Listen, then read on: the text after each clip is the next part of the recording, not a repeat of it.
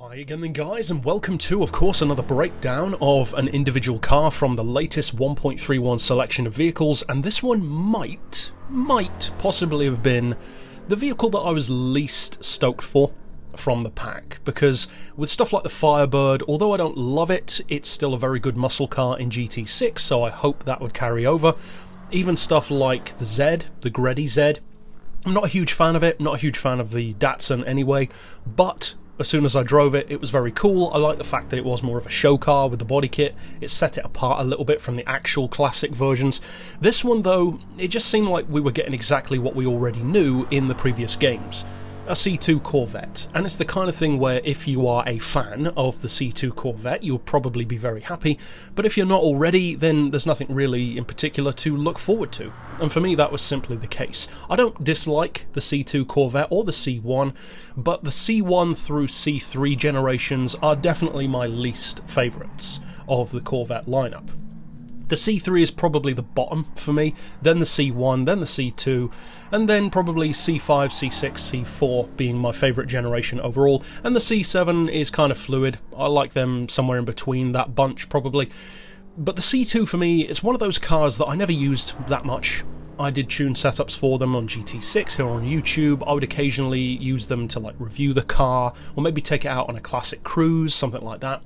But I never really used them for racing, and when I did, it would usually be the very cool C2 race car, as it's very blankly called in the game, but it's of course based on the real world early 60s SCCA Corvette race car, that silvery grey one. Now, that car is great. But the reason why it's great is because it's a great car. It's got nothing to do with it being a C2 Corvette, it's just a brilliant classic, one of the best classic race cars of the entire Gran Turismo series, in fact. Whereas for me, the street car, it was just never that good in comparison. Now this is in my muscle car review playlist, and technically speaking, you could make a strong argument for it not being here at all, since it's not really a muscle car, it's a sports car, in a similar way to how people often call the Shelby Cobra a muscle car when it actually isn't. It's just a sports car with a muscle car's heart. In a similar way, you could make that argument, a justifiable one, about the Corvette as well. But most games that feature cars like this, and not just classic American sports cars, this also applies to luxury cars as well, stuff like the Lincoln Continental, the Cadillac Eldorado. They are also not muscle cars, but they always get categorized in the same overall, well, category. They allow you to use cars like that in those kind of events. And that's the main reason why I'm still putting this car in the muscle car series, because that tends to be where it falls, basically. However, after that intro, my expectations, my past experiences with the car, the love that the majority of the community seems to have, an overwhelming love in fact for the C2 Corvette, in terms of anticipation, I was surprised actually by how many people seem to really be looking forward to this one. But for me, the moment that I drove this car in GT Sport, it all changed. It went from being a car that I had zero interest in, zero expectations of, which, as we've said before, is often a great time to review a car, because when you have no expectations, or even negative expectations, it's much easier to, especially with neutral expectations, to improve that. Stuff like the Mini, for instance, from the previous pack. Who particularly cares about that car? Not most of us, but then it turns out to be a really fun, great handling little hot hatch. For me, that was the case with this Corvette. I already knew what I was getting from it, but it's the game itself, for me, that makes cars like this better.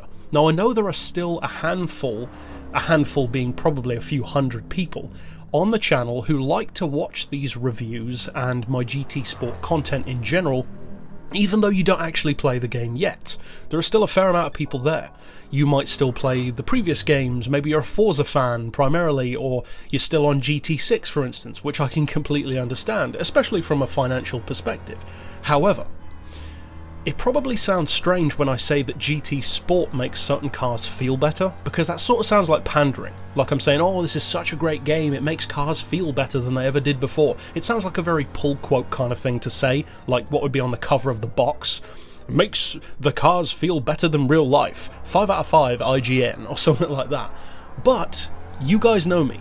You know how much I rip into Polyphony and how much I rip into GT Sport when I see something that I genuinely disagree with. I'm not a super fanboy, and I'm not a super hater. I try to be as objective as possible, and factoring in my personal experience and preferences, of course, along the way, to give you the equal look at various things, like how the physics of the game are better than ever before, the graphics are better than ever before, but Group X sucks. That kind of stuff. So for me, going into this car, I can definitely say that not just for this one, but older cars as well in general, the C3 even, which of course we had months and months before the C2 added to the game does genuinely make these cars feel better than they ever did. Because in the past of the series, if you go back and play them now, of course you can still have a ton of fun, but the suspension, the tyre deformity, it's just so much more primitive now, or it feels so much more primitive than it does. And it makes a difference, it really does. A lot of cars, which technically shouldn't feel anything like each other, sometimes can. Whereas now they don't. These old cars feel like old cars. They wallow around more, the tyres are not that great, they're very skinny, they can't really put that power and torque down through a corner. They are essentially straight line machines which are just designed to cruise around corners more often than not take it at the speed of a modern sports car. So of course they require tuning, but it's that authenticity of the steering and the physics which I actually like probably the most about the GT Sport experience. And for the case of a car like this, it actually makes me like it a lot more. And as I've said previously, I enjoyed the E92 M3 and the Greddy Fugu Z a lot more than I expected to for those exact same reasons. The way they feel in the game is so much more than I was expecting. It's more immersive, it's more fun. Now in terms of ability, of course this car is not going to out-handle a modern sports car 9 times out of 10 unless the modern one is not very good. But you're not really expecting it to. And you could argue that you wouldn't want the game to present it that way, because it should not present a car that shouldn't be that good to be OP for no apparent reason. And although sometimes that can still happen, certain cars are known for being OP, but you can kind of understand the cars that are now. Of course a Porsche 911 GT3 is going to be OP because it kind of is in the real world as well.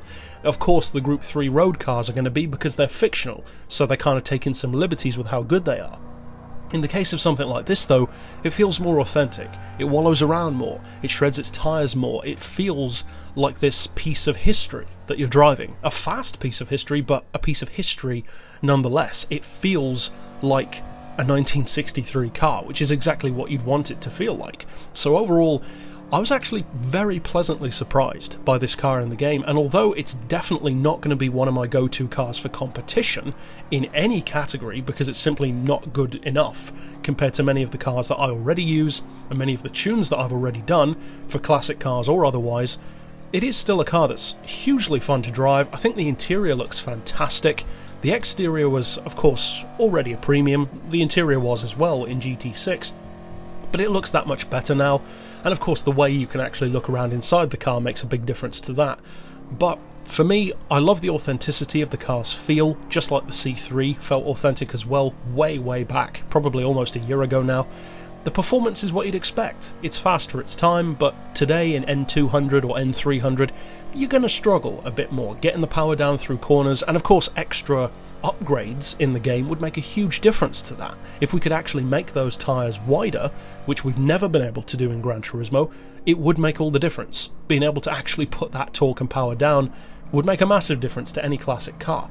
But you work with what you've got, it keeps the authenticity there, having those skinny old school tyres, and I love driving this thing. I think it sounds great, just like the Trans Am does as well. And it's genuinely nice when you can say that a car actually does sound really good in Gran Turismo, because that doesn't happen all that often, if we're honest about it. There are plenty of cars that sound kind of similar, and although that does happen in the real world, there are certain cars that definitely shouldn't. Certain cars need that distinct voice, and muscle cars are kind of one of those. They need to sound individual, and to me this one does. It sounds good, it looks great, and that's from someone who's still not a massive fan of the C2. I just love the way that they've interpreted it in the game. So ultimately, definitely worth checking out. It is expensive at 100 grand, but as a collector's piece, it's pretty great. So overall, that's it for this review. Of course, stick around on the channel for more reviews and tunes, and I will be doing a tune for this car tomorrow, so of course stick around for that. But for now, as always, thanks for watching.